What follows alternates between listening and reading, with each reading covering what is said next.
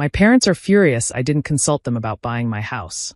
But the truth is, they never planned for me to have a future at all. Stick with me while I share my story, and if it touches you, don't forget to support our channel by hitting that subscribe button, dropping a like, and sharing it with the people you care about. My name is Emily Carter, I'm 27, and I grew up in a small town in Ohio. From as far back as I can remember, my parents, Linda and Frank, made it clear who their favorite child was. My younger sister, Megan, 2 years younger than me, was the star of the family. Everything she wanted, she got.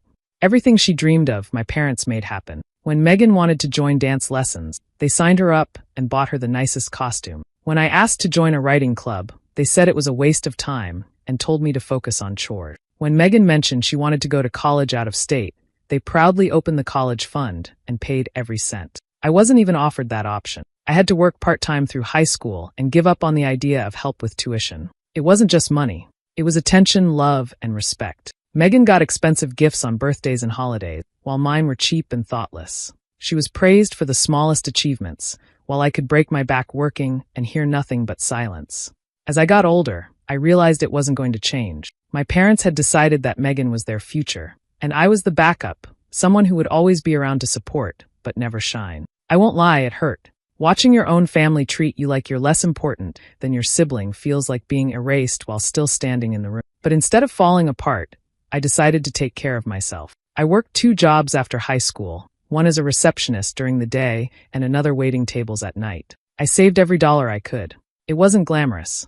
Some nights I was so exhausted I could barely crawl into bed. But each paycheck meant freedom, and that's what kept me going. Meanwhile, Megan's life was all laid out for her. My parents were already saving for her wedding before she even had a serious boyfriend. They bragged about her to neighbors, relatives, anyone who would listen. I was mentioned only as an afterthought.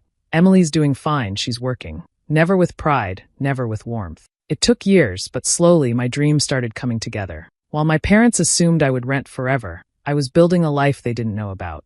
I stayed quiet, never telling them about my savings, never asking for advice. I learned to keep things to myself, because in my family, sharing only meant someone else would take it. Finally, after years of sacrifice, I signed the papers for my very first house. It wasn't huge or fancy, but it was mine. My name was on that deed, not Megan's, not my parents'. For the first time, I felt like I had carved out something they couldn't touch. That was the moment everything began to unravel. I couldn't wait to share the news. After years of hard work, I finally had something to be proud of, something no one could take away. So I called my parents and asked them to come over. When they arrived, I greeted them at the front door with the widest smile I'd worn in years. "Welcome to my new home," I said, almost bursting with joy. They stepped inside, looked around, and for a moment I thought I might hear something kind. But instead of happiness, I saw confusion spread across their faces. My dad crossed his arms, glancing at my mom, and finally spoke. "Why didn't you talk to us before making a decision like that?" His tone wasn't excitement, it was disappointment, even irritation. I laughed nervously, thinking he was joking. "Because it's my house, Dad. I wanted to surprise you." But my mom's face hardened. "You don't just buy property without consulting your family. You should have asked us first." The words hit me harder than I expected. I had dreamed of this moment, imagined their pride, maybe even a hug. Instead, they looked at me like I had done something wrong. "Consult you?" I asked, my voice shaking. "I worked for this. Why would I need your approval?" My mom exchanged a glance with my dad, then sighed. "Because we already had plans, Emily. This was supposed to be Megan, the family's first house. We've been preparing for her and Jason to move into it once they're married." I froze, the joy I'd felt draining out of me. "Excuse me? You're saying you thought Megan and her fiancé would live here? This is my house. I bought it." Dad stepped forward, his voice calm but sharp. "That's exactly why you should have waited. We expected you to keep renting. It made sense for Megan to have the first home. You don't even have a family yet." "She does."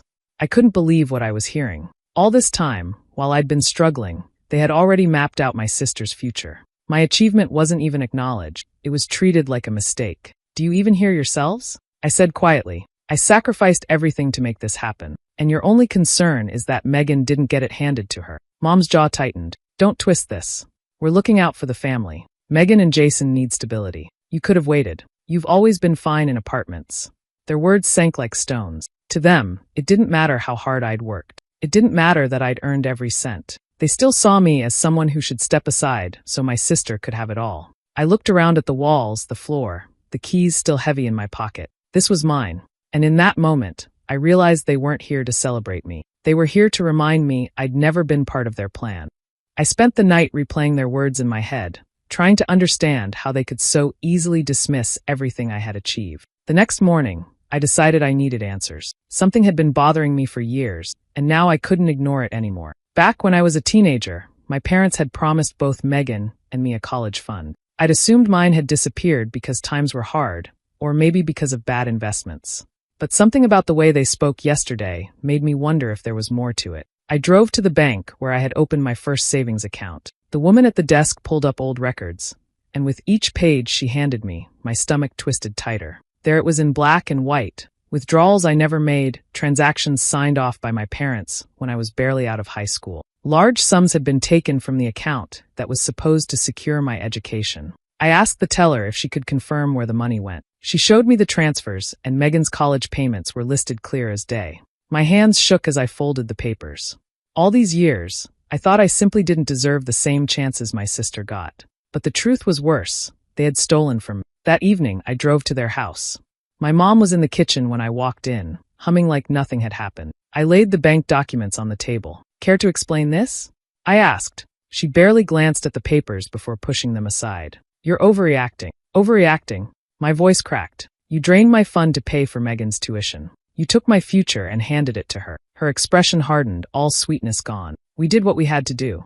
It was for the better child, the one who'll carry the family name with pride. The words sliced through me. Better child. She didn't even hesitate to say it out loud. My dad walked in, saw the scene, and simply muttered, "No use digging up the past. What's done is done." I stared at them both, waiting for any sign of guilt or regret, but there was nothing. They were calm, almost smug, like this betrayal was perfectly reasonable. For a moment, I couldn't breathe. I thought about the nights I stayed up late working shifts, the exhaustion, the constant worry about money. They had watched me struggle and never once admitted they were the reason why. I gathered the papers, my hands steady now. You may have stolen my education, I said quietly, but you won't touch my house.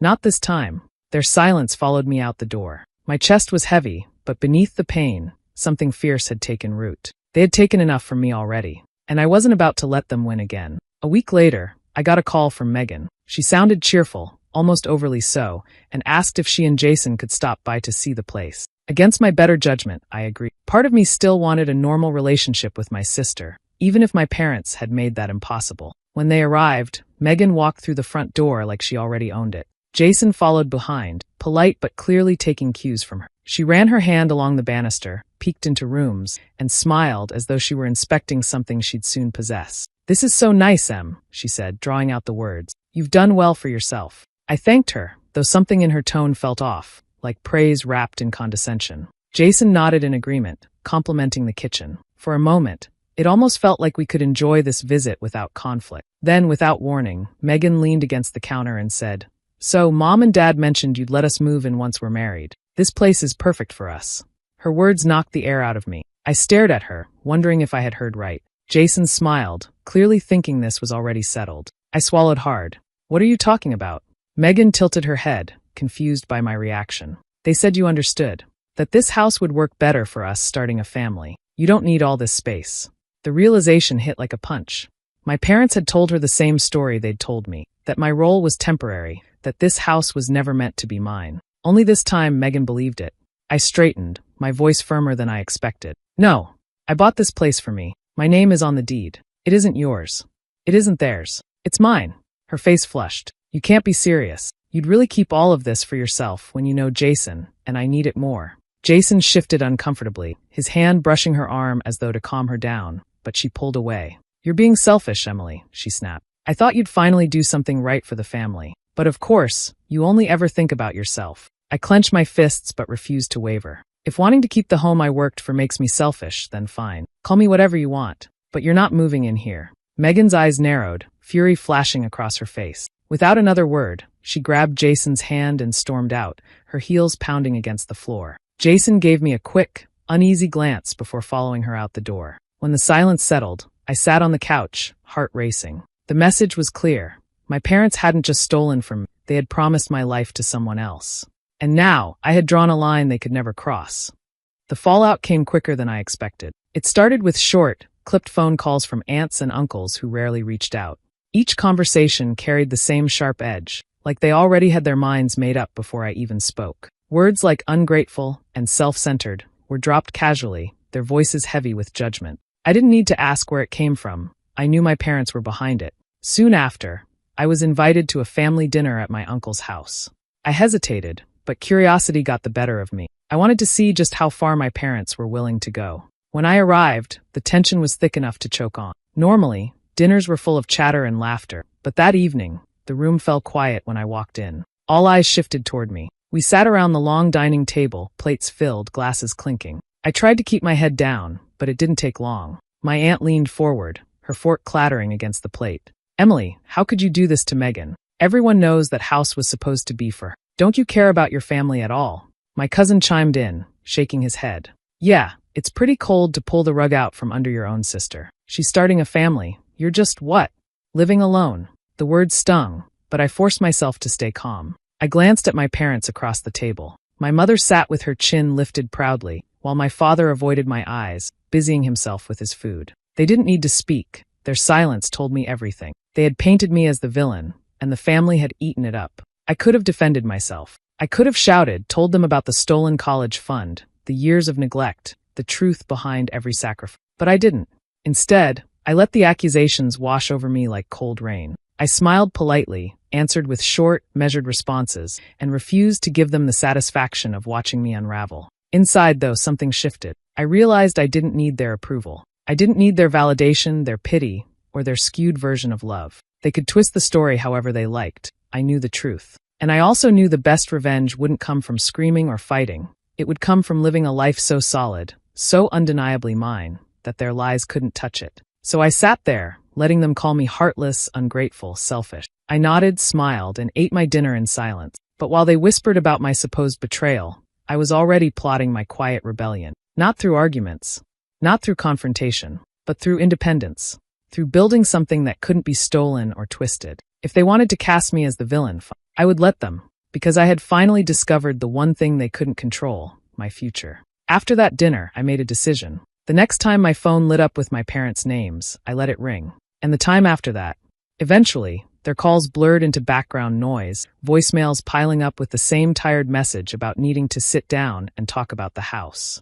I stopped replying to texts altogether. If they wanted to argue, they'd have to do it without me. The silence gave me space to breathe. For the first time, I could wake up without bracing myself for their disapproval. Instead of chasing their approval, I poured my energy into the one thing that was truly mine. The house wasn't perfect when I bought it. The walls were dull, the garden overgrown, the floors scratched and worn. But those flaws became my project. Every evening after work, I pulled on old jeans and got to work sanding, painting, scrubbing. On weekends, I tackled bigger jobs, hauling out broken furniture, planting flowers out front, learning how to fix what I couldn't afford to replace. Slowly, the place transformed. I loved the smell of fresh paint in the mornings, the sight of sunlight falling across the new hardwood I'd polished myself. Each nail hammered in, each brushstroke across a wall, felt like reclaiming pieces of myself I never thought I'd have. It wasn't just a house anymore. It was proof that I could build a life without permission, without their hand guiding or taking. But even as I pulled away, my parents didn't stop trying to drag me back. A letter arrived one afternoon,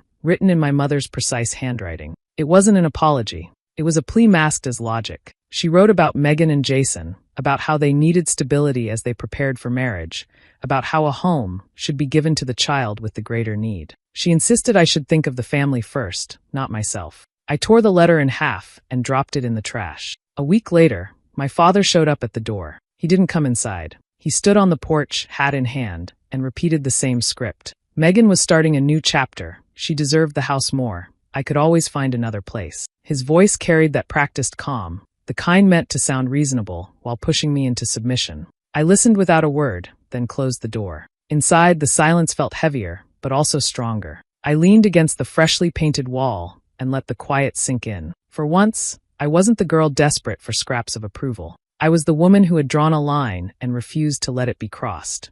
They could keep knocking, keep calling, keep insisting Megan's needs outweighed mine. But the house stood solid around me, built on my sweat, not their choices. And no matter how hard they tried, I wasn't going to hand it over. One evening after a long shift, I pulled into the driveway, looking forward to nothing more than a hot shower and a quiet meal. As I unlocked the front door, I heard voices inside, loud, animated voices. My stomach dropped. I hadn't given anyone a key. I pushed the door open and froze.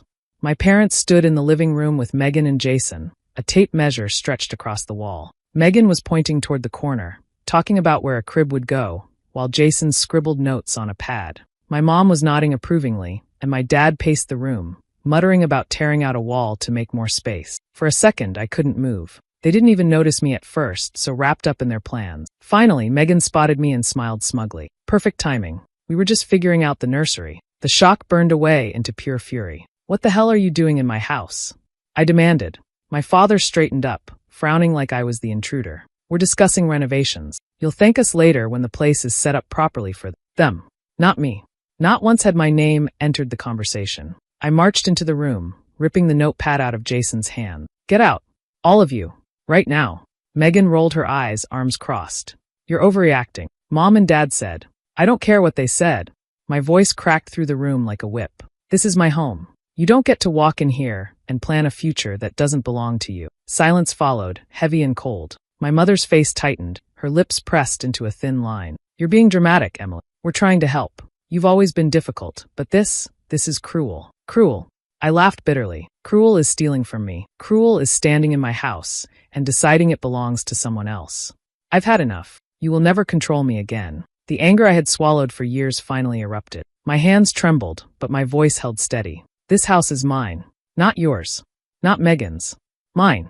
Get out before I call the police." Jason shifted uncomfortably, mumbling something about leaving. But Megan dug her heels in. "You'll regret this, Emily. You can't just cut out your family." That was when my father spoke, his words calm but sharp as knives. "If you walk away from us, you're no longer our daughter. You're dead to the family." The room spun, but I refused to flinch. I opened the front door wide. "Then I guess you've buried me already. Now get out." One by one, they filed past me, faces twisted with anger and disbelief. When the door finally shut, the silence roared in my ears. I leaned against it, breathing hard, my heart pounding, but I felt lighter than I ever had before. They had cast me out, but in truth, I had freed myself. The seasons changed, and with them, the storm around me seemed to quiet. My phone no longer lit up with calls from my parents, and word from extended relatives trickled down to almost nothing. I poured myself into work and into my home, until one afternoon a co-worker leaned across the break room table and said, "Did you hear about Megan?" I shook my head cautiously. She and Jason called it off. The words settled like ash in the air. Later that evening, curiosity got the better of me. I didn't reach out directly, but whispers came easily in a town like ours. The story unfolded piece by piece. Jason had discovered Megan wasn't faithful. Not just once, but repeatedly. Texts, late-night messages, excuses that didn't add up. Eventually, he'd had enough. Their engagement dissolved overnight. The lavish ceremony my parents had been boasting about for months vanished with, but the costs didn't disappear. Deposits on the venue, catering, dresses, it had all been paid up front. My parents had sunk their savings into a dream they never questioned, convinced their chosen daughter deserved everything. Now that dream sat in shambles, and the bills remained. Neighbors whispered about unpaid debts, about my father taking out loans he couldn't afford, about my mother selling jewelry to cover balance. The family that once paraded Megan's future as the crown jewel now walked around town with forced smiles and empty pockets. And Megan herself? She came crashing down harder than anyone expected. Without Jason's support, she was left alone. She had quit her job months earlier, planning to step into married life without the burden of work. With no income, she had nowhere to go but back to the house she grew up in. People said they saw her through the windows late at night, pacing rooms she used to decorate with college posters. The golden child, the one my parents swore would carry the family name with pride, was reduced to living under their roof again, jobless and bitter. I heard all this secondhand, yet every detail struck me with a strange mix of sorrow and vindication. Part of me pitied her, because betrayal hurts no matter who you are. But another part of me couldn't ignore the irony. For years, I had been pushed aside so she could shine, and now, after all the sacrifices made in her name, the spotlight had burned her. My parents had gambled everything on one daughter. They had dismissed me, stolen from me, lied to me, all to build a future for her. And now they were drowning in debt, stuck caring for the very person they had lifted above all else. I didn't celebrate. I didn't gloat. But when I closed my door at night, standing in the home they once tried to give away, I felt a quiet sense of justice. Their downfall had nothing to do with me. It was the weight of their own choices finally crushing them. It started with a knock at my door on a Sunday afternoon. I peeked through the window and saw my parents standing there, shoulders slumped, faces drawn in ways I hadn't seen before. For a moment, I considered ignoring them, but something in their persistence made me open the door. My mother stepped forward first. Her tone softened to something almost sweet. Emily, we've been thinking. Families go through rough patches, but in the end, we have to stick together. Don't you agree? My father nodded beside her, his eyes scanning the entryway as though trying to picture someone else living there. It's been hard on your sister. She's had a tough time lately. We were hoping you could help. I leaned against the doorway, arms crossed. Help how? That was when my mother finally said it outright. Megan needs a fresh start. You have this house all to yourself. It would mean so much if you let her stay here for a while, just until she gets back on her feet. Her request sat between us like a stone. They weren't here to make amends. They weren't here to admit the damage they had caused. They wanted me to hand over the very thing they had once tried to take, now dressed up as charity and sisterly love. I stayed quiet long enough that my father stepped in again. Think of it as sharing your blessings. You've done well for yourself. She deserves a chance too. Isn't that what family does, support each other? I looked from one face to the other. The same faces that had turned cold when I drew my line, the same voices that had declared me dead to them. Now those voices spoke of unity, of sacrifice. But not once did I hear the words I needed most: apology, regret, acknowledgement. Finally, I answered, my voice calm but firm. I built this without you. Every wall, every corner, every detail, you had no part in it. And I will never sacrifice it for you, or for her. My mother's expression hardened immediately, the softness gone like it had never existed. You're making a mistake, Emily. You'll regret pushing your family away. I shook my head. No. What I regret is ever believing you'd treat me as equal. But those days are over. This house is my line in the sand. Cross it again, and you won't be welcome at all. The silence stretched, broken only by the shuffle of my father's shoes as he turned back toward the car. My mother lingered a moment longer, her eyes narrowing with the same disdain I'd seen my whole life, then followed him down the path. When the door closed behind them, I didn't feel guilt or fear, only peace. I had spoken the truth they could never twist. Their pleas meant nothing, because my silence from now on would be the loudest answer they'd ever receive. Time passed, and with it, the distance between me and my family grew wider. But instead of emptiness, I found something unexpected: peace. My days were filled with work I actually enjoyed, evenings in a home that reflected my own choices, mornings where I woke up without dread pressing on my chest. The independence I once feared I'd never have had become my strength. The house that my parents once dismissed as better suited for Megan had become a reflection of everything they said I wasn't capable of. I planted flowers that bloomed bright in spring, fixed up the backyard into a space where I could finally breathe, and even turned one spare room into a studio for the writing I'd always wanted to pursue. Each change was mine alone, untouched by their expectations. From the sidelines, I still caught whispers about their world unraveling. Megan was still at home, drifting through days without purpose. Job applications went nowhere, and her once bright confidence had dulled. The people who had poured every resource into her were now weighed down by debt, forced to live with the fallout of their choices. And Megan? The resentment was clear. She had been promised everything, spoon-fed a future where success was guaranteed. But instead of stepping into that dream, she had been left holding the pieces of it, bitter and restless. She blamed me, of course. To her, I was the obstacle, the sister who refused to hand over the last thing she thought she was owed. But deep down, I think she knew the truth. It wasn't me who ruined her life. It was the blind favoritism that crippled her before she ever had to stand on her own. As for my parents, they rarely tried to reach out anymore. When they did, it wasn't with affection or reconciliation. It was with veiled comments about family obligations or subtle hints that Megan needed a break from living at home. I never entertained the thought. Their control had defined my childhood, their betrayal had marked my early adulthood, but their downfall belonged entirely to them. I refused to carry it. I built my life from scraps, from double shifts and lonely nights, from determination they never saw in me. And in the end, I was the one who stood tall, while the pedestal they built for my sister crumbled beneath her. Sometimes I sit in the living room, the walls painted in colors I chose, the shelves lined with books I bought myself, and I think about everything it took to get here. My parents gambled my future away to secure hers, and it destroyed them both. I close this story with the truth they never wanted me to see. They planned my sister's future using my life as collateral. But when I chose myself, I finally won. Do you think I made the right choice by cutting them off, or should I have given them another chance? Let me know in the comments, and don't forget to subscribe and hit the bell for more stories.